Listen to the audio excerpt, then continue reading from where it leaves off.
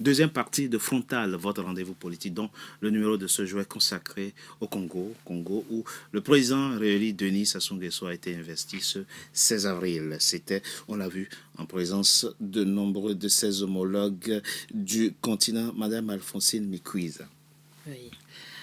Ah oui, vous avez dit des choses intéressantes. Vous dites des choses intéressantes dans cette émission qui permettent de nourrir l'analyse politique, mais qui va au-delà du Congo. Hein. On aborde des problématiques dans cette émission qui valent aussi pour de nombreux autres pays du continent. Je l'ai dit en vous présentant dans cette émission. Et vous avez eu l'ingénieuse idée, m'avez-vous dit, de proposer aux opposants congolais une sorte de primaire. Exactement. Pour avoir plus de légitimité. Exactement. Déjà, pour que le meilleur puisse représenter l'opposition. Ça n'a pas marché, mais c'est pas la faute au pouvoir, ça. Non, pas que ça n'a pas marché. Ce n'est pas de ça qu'il s'agit. Ça n'a pas marché et c'est encore à l'ordre du jour. Ça ne signifie pas qu'on s'arrête là et que... Bon, mais on n'a pas eu un candidat, il n'y a pas eu de primaires au sein de l'opposition. Oui, l'élection est passée. Certes, oui, s'il vous plaît. Oui. L'élection est passée, mais le Congo ne s'arrête Il y aura d'autres élections. Qu'à 5 le Congo, on est d'accord. Heureusement. Oui. Heureusement, justement. Le Congo ne s'arrête pas qu'à ça. Le Congo doit avancer. Alors, justement, vous n'avez pas été écouté. Alors, nous avons travaillé, parce qu'on a fait un congrès le 9 août 2025, justement pour organiser. En fait, c'est pas nous. Nous venons pour aider, puisqu'on part avec l'étiquette et la carte d'électeur de l'Union européenne. Donc, c'est par rapport à ça, on s'est dit, nous, comme on n'est pas engagé sur le terrain au Congo-Brazzaville. Donc, on ne peut soutenir que ceux qui sont sur le terrain. Bien sûr. Et deux, quand on parle de la diaspora, mais la diaspora ne peut pas être candidat, parce que les critères font tels que quand vous êtes dans la diaspora et que vous travaillez dans la diaspora, c'est difficile d'aller vous présenter au Congo-Brazzaville. Ça, c'est dans tous les pays. Ils ont mis des critères. C'est dans tous les pays. Je suis d'accord. C'est dans tous les pays. Et la diaspora ne vote pas. Donc, du coup, il y a un problème de légitimité déjà par rapport à ce qu'on fait. Donc, nous avons décidé de travailler comme des binationaux pour aider l'opposition interne à mieux s'organiser. Et les primaires, c'était pour ça. Et les primaires, c'était pour voir également, pour avoir cette légitimité du peuple congolais par rapport à cette organisation des primaires. Parce qu'on avait des institutions qui étaient prêtes à financer ces primaires, que ce soit des primaires en ligne et voilà, numériques. Et pourquoi ça n'a pas passé, l'idée? Alors, pourquoi l'idée n'a pas prospéré? Alors, l'idée n'a pas prospéré, c'est le retour sur le terrain. C'est que le retour sur le terrain a été tardif. Voilà. Donc, le temps de faire la tournée de ces oppositions, de ceux qui sont dans que nous considérons comme des opposants. Mais en réalité, c'est des gens qui se débrouillent. Voilà, ça, il faut le dire. Par rapport au contexte et au climat général de liberté, des libertés qu'il y a au Congo. Donc, ça, il faut le dire. Donc, on a dit, on va vous proposer une démarche qui va vous permettre de prouver d'avoir un candidat, un seul. Parce que quand vous avez un seul candidat, vous pouvez focaliser tous les moyens disponibles sur ce candidat. Vous voyez? Et vous l'avez constaté que ceux qui sont allés aux urnes, ils n'ont même pas eu des représentants parce que ça nécessite des moyens. Oui, vous ne pouvez pas déployer. Il y a tout de même 7000 bureaux de vote au Congo-Brazzaville. Vous imaginez un seul candidat qui n'a pas beaucoup de membres, ou dans un pays où le pouvoir d'achat est catastrophique, vous imaginez avoir près d'1 million, on l'a évalué. On a évalué combien ça? Près d'1 million d'euros. Pour déployer des représentants dans les bureaux. Moi, j'ai posé cette question à certains candidats, que ce soit Vivien Manango ou Destin Gavé et autres, ils m'ont tous... Et l'objectif, c'était ça, pour qu'on concentre sur un seul candidat et on trouve les financements pour ce seul candidat pour mieux gérer les PV. Parce qu'on gère les PV. C'est ça qui devrait être la stratégie à venir. La prochaine stratégie. Oui, Monsieur Poirabou. Merci. Parce que, à force d'écouter... vous savez... La critique est aisée, mais l'art de faire... On va se respecter. Oui, l'art de faire est difficile, parce que là, nous sommes dans les faits. Oui. Moi, j'aimerais bien que nous soyons et que nous restions dans les faits. Chacun de nous peut penser ce qu'il veut. Je ne pense pas, monsieur. Mais la réalité... Je suis impliqué ici dans les élections. La réalité... Je suis sur le terrain. Je suis dans la gestion des bureaux de vote ici. La réalité... Donc, vous n'allez pas dire que la réalité... je ne vis pas au Congo. Largement... Je ne vis pas au Congo, mais le Congo vit en moi, disait Tika Outamsi. Je travaille en France. Je suis congolais. Et je vis la vie politique de mon pays. Qu'est-ce qu'elle a dit qui n'est pas conforme à la réalité? Maître, j'étais la responsabilité de leur désorganisation au pouvoir. C'est pas ce que je... Le fond, c'est cela. Si vous êtes incapable de déployer des représentants, ceux qui sont partis à l'élection présidentielle, quand on est muselé, le Congo fait partie des pays qui a institutionnalisé ce qu'on appelle le dialogue avant chaque élection. Et les membres, les candidats qui ont pris part à cette messe grandiose politique de notre pays y étaient. Et donc, l'organisation,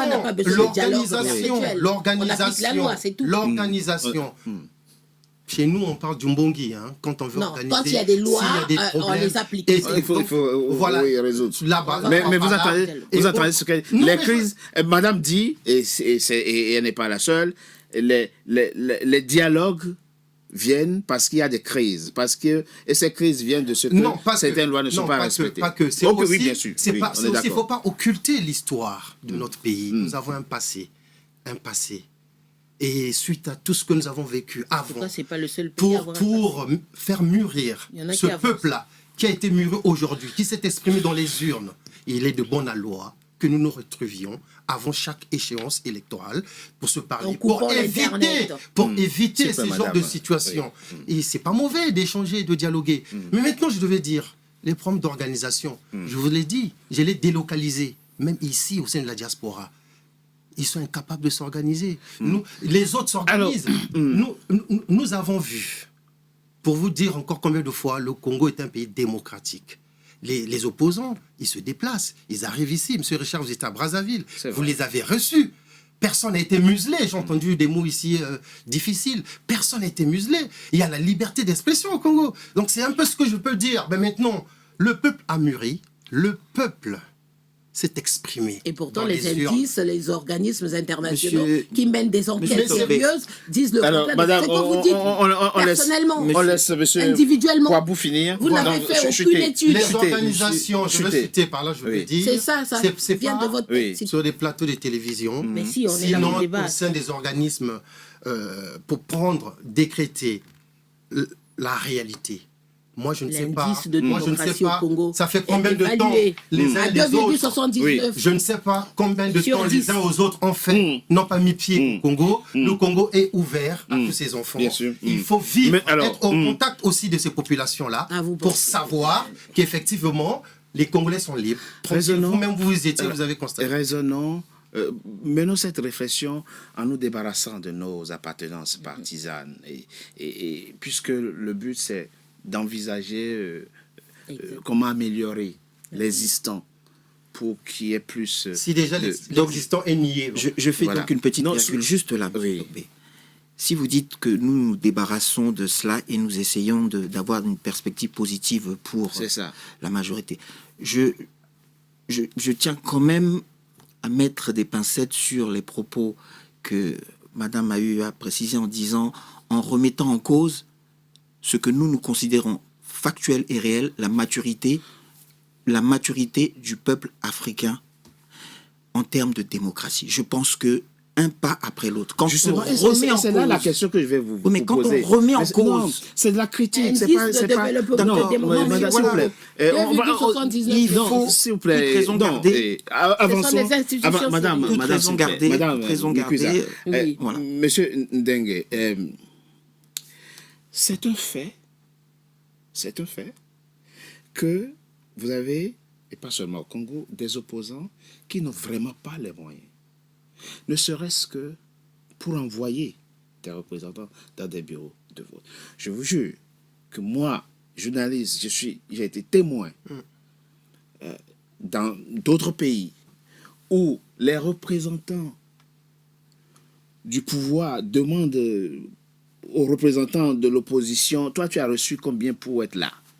Pour ceux qui sont là, ils disent rien, mais nous c'est 5 000 francs par jour. C'est 5 000 francs la journée. Et l'autre, il n'a rien. On lui dit, bon, écoute, on te donne 5 000 francs et tu signes le procès verbal. Bon, lui, attendez, on est en milieu rural.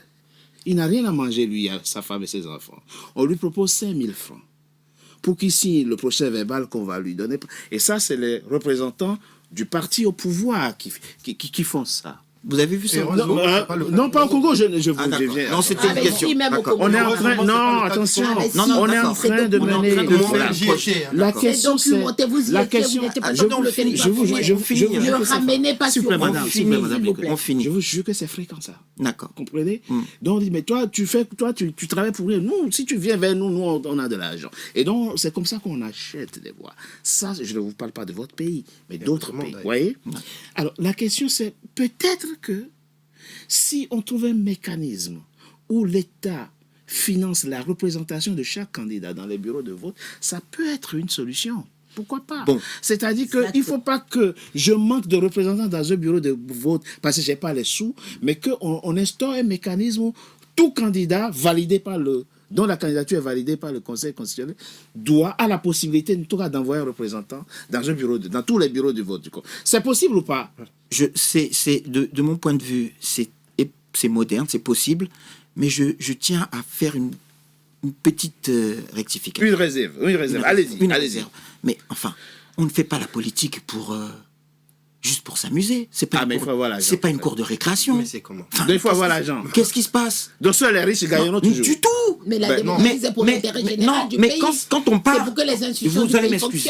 Quand on part avec une idée, l'idée qui quelque part canalise et qui capte, je peux vous assurer que vous êtes suivi et que les gens s'engagent. Vous parlez de moyens. Nous, personnellement, Monsieur Dengue, nous, on s'investit personnellement parce que nous croyons à l'idée. Oui, alors je vais le contredire. Est-ce que je peux finir? Allez-y, je vais vous contredire. Vous comprenez? Déjà à la base, en tant qu'opposition, responsable d'opposition.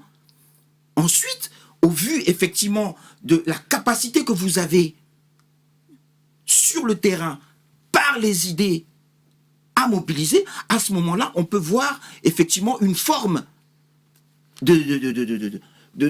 allez, je vais dire d'aide pour pouvoir aboutir. Mais attendez, c'est pas à nous de faire tout le travail.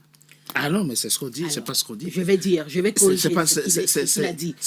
Mais on s'attend, on est d'accord avec vous. On a bien compris. Si vous voulez faire la politique, il faut avoir les moyens. Il faut d'abord avoir... Non, il faut avoir les moyens. Non, il ne suffit pas d'avoir des idées. Il faut avoir les moyens. Mais non, c'est ça votre... Mais attendez.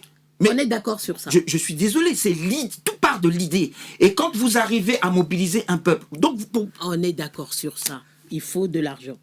On est d'accord. Ça, c'est quand vous mobilisez les gens, même le microphone dans lequel vous allez parler pour que les gens vous entendent, il faut louer ça déjà. Il faut louer les chaises pour faire asseoir les gens et il faut faire boire les gens. Mais les militants, nous avons les cotisations. D'accord. Vous êtes un cadre qui a un salaire conséquent. Mais la grande majorité des Africains, ils ne peuvent pas cotiser pour les partis. 77% des Congolais sont dans la misère. C'est des chiffres de la Banque mondiale, monsieur. Mais attention, ne vivez pas. Ce n'est pas une critique, c'est une réflexion pour voir comment on améliore les choses. Mais je vous invite à aller directement sur... existe. Alors, je complète ce qu'il vient de dire, puisqu'on a parlé de il faut avoir les moyens. Alors, vous savez ce qui s'est passé en 2016? Il y avait eu des candidats au Congo-Brazzaville, les élections de 2016. Il y avait le général Mokoko, c'est un exemple que je donne. Ils se sont battus et il a eu les moyens pour financer la campagne. Même si ce n'était pas parfait, hein, parce que moi, j'avais considéré qu'il y avait des manquements, je reconnais. Mais qu'est-ce qui s'est passé? Il avait eu officiellement ce qui a été proclamé, il avait eu plus de 11%.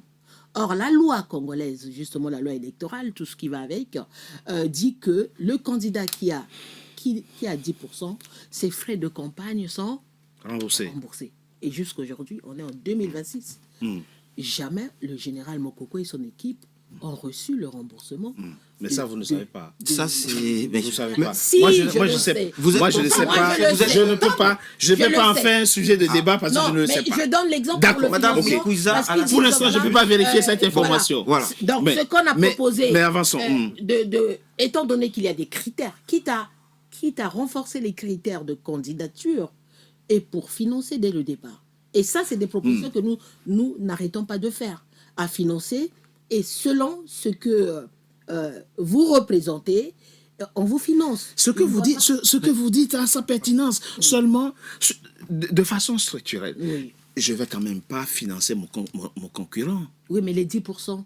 Ah ça oui, non, ça c'est autre chose. Ça c'est la loi. Au fond, en même temps que nous émettons les idées, nous voyons les... Ce sont vos propos, hein. Ce sont vos propos. Non, c'est officiel. Je le dis et c'est à vérifier que le groupe qui a conduit la campagne du général Mokoko jusqu'aujourd'hui n'ont jamais reçu les fonds de remboursement prévu par la loi. Et je le dis, je confirme. Je le confirme, vous pouvez aller vérifier. Bon, mais en tout cas, je vous laisse avec vos propos. Voilà. Non, je le dis, c'est officiel. Mais encore une fois, mis à part la question... Et de toute façon, on l'a arrêté. Il est en prison aujourd'hui, donc on a versé ces sommes-là.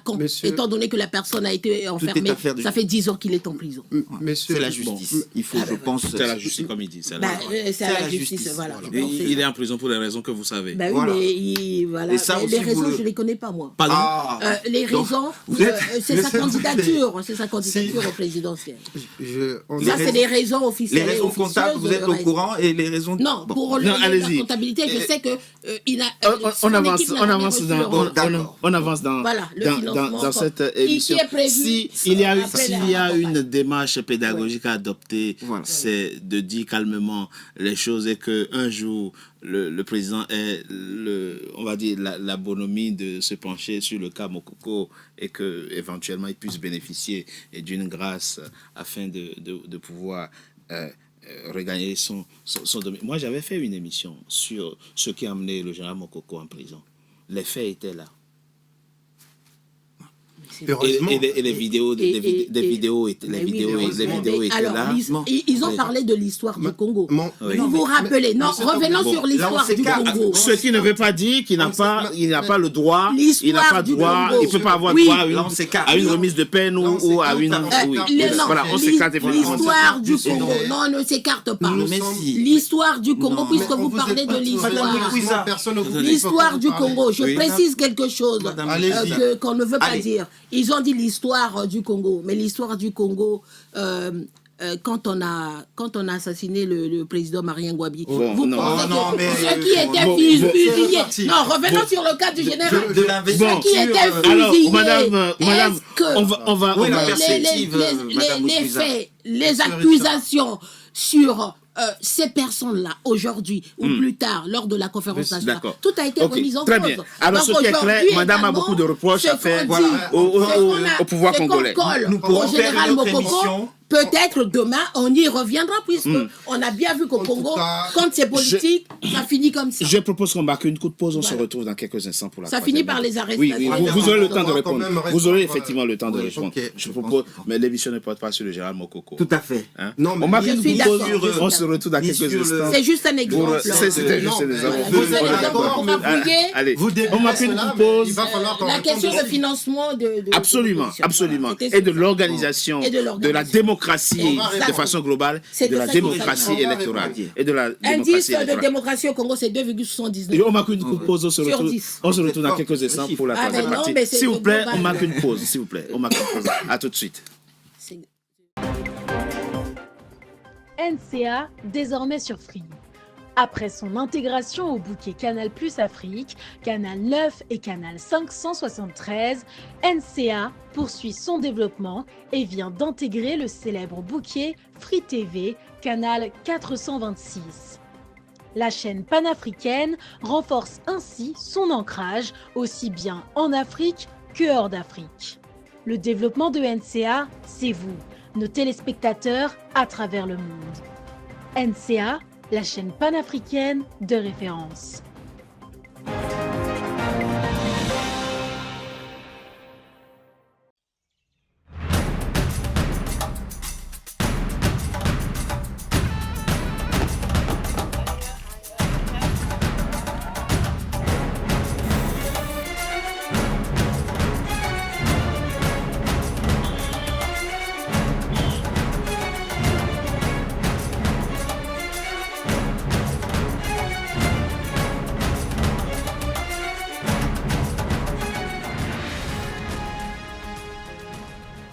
NCA, la nouvelle chaîne africaine.